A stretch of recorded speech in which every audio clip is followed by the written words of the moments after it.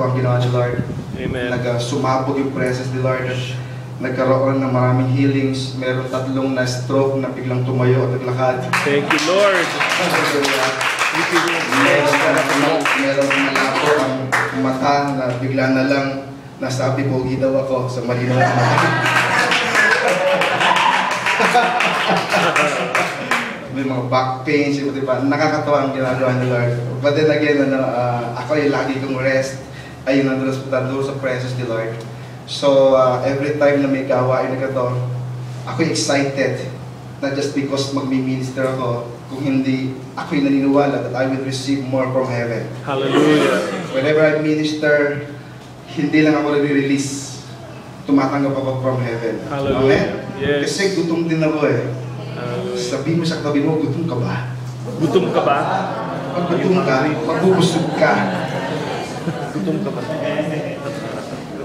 Gutom na gutom. Gutom na gutom. Kung may Biblia tayo, Isaiah 55:6, dapat ano? Hallelujah. Isaiah 55 verse 6. Seek the Lord while He may be found. Call on Him while He is near.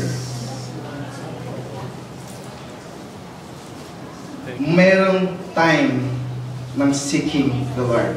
Amen. There are times that we will just drop everything and just seek the Lord. Amen. Kagaya po nitong grupong ito, na kapamilya, kapuso, kabarkada, kaibigan.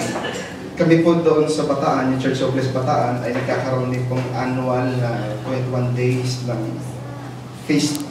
fasting sa flesh, feasting sa glory. Amen. So, 21 days yun. Nakakatuwa po that once a year iyon, pero nagiging malaking impact sa amin because at that time, ang ginagawa po namin ay tinitigil namin lahat ng church activities. Tinitigil namin yung mga Bible studies, tinitigil namin yung mga visitations, tinitigil namin ang lahat. Ang lahat ng focus lang namin is to seek the face of the Lord. Hallelujah. Isa po sa napansin ko, isa na nakita ko, na habang ginagawa namin iyon, hindi nadidelay ang gawain. Hallelujah. Matter of fact, doon sa panahon na ginagawa yung ganung mga bagay, iyon yung panahon na kung saan bumubuhos yung presensya at blessing ni Lord. Amen. So, gusto ko pong i-encourage ang bawat isa na itong ginagawa nating itong gabi-gabi ay may nangyayari sa langit. Amen. Whatever testimonies na naririnig natin, na pinapaturo ng mga kapatid natin, patikim pa lang po iyon. That's right. Wala pa po tayo dun sa kapuspusan ng ibubuhos ni Lord. Konti pa lang. Amen. Sabi mo sa kabi mo, konti pa lang. Konti pala. Marami pang darating. Malaking darating. It's just a little. Something bigger is coming. Woo!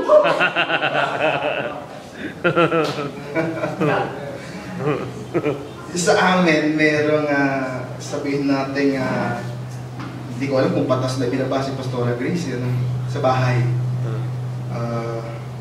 Pagka dumating natin sa bahay, ang unang-unang maririnig doon, okay, drop everything, kiss and bless Papa. Amen. Iyon yung regulasyon sa amin.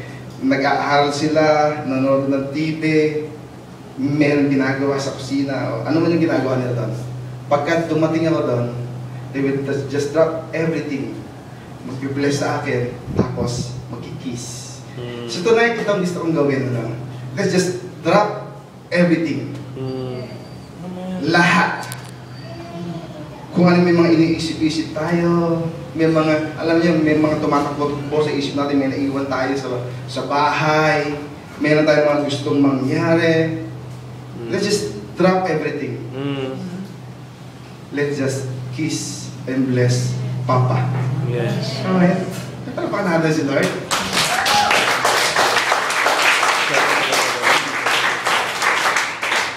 Napakaraming benefits pagka po tayo natutong mag-seek lang sa presence of the Lord. Amen. It's a given fact. Pagka ikaw ay lumapit sa Panginoon, alam natin to. Automatic yan. Yung blessing niya dumadaloy. Now, dito sa gabing ito, gusto kong bigyan ng ilang mga emphasis.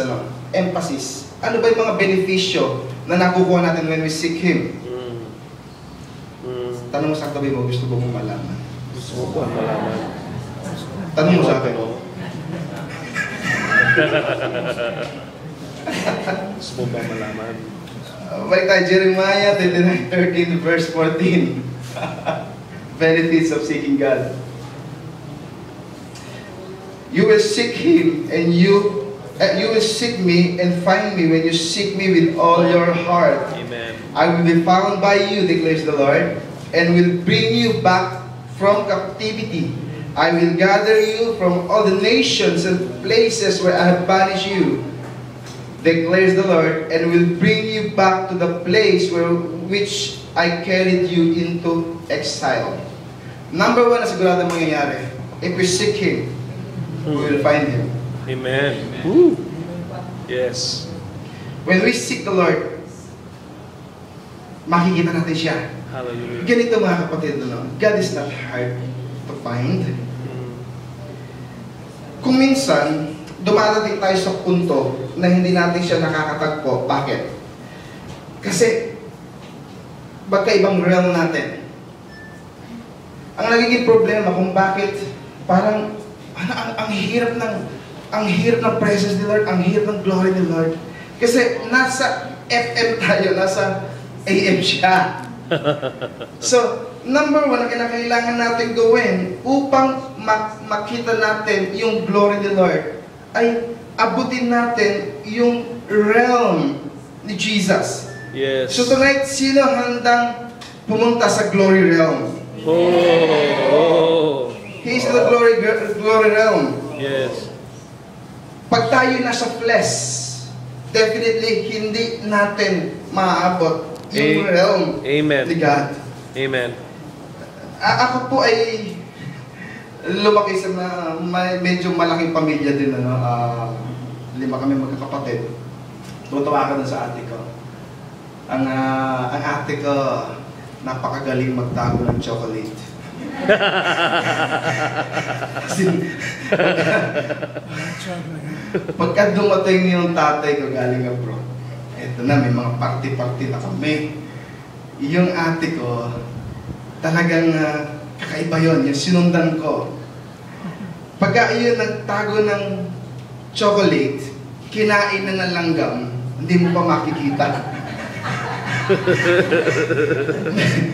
Meron pa pagkakataon na yung inuwi chocolate ng tatay ko that time na sa Pilipinas siya. Nakalimutan na mismo na nagtago siya ng chocolate. Ngayon, yung bag na pinaglagyan, ibinigay ng tatay ko doon sa dati niya kasama sa trabaho. Ang nangyari, yung tsokolate na itinago niya, nasama sa naipamigay. So, lumaki agad, ang galing magtago. Now, ako po'y naniniwala na si God, pag sinabing we seek Him, na hindi siya nagtatago para hindi natin makita. And as a matter of fact, siya ay nagtatago ng mga bagay para i-reveal niya sa mga naghahanap.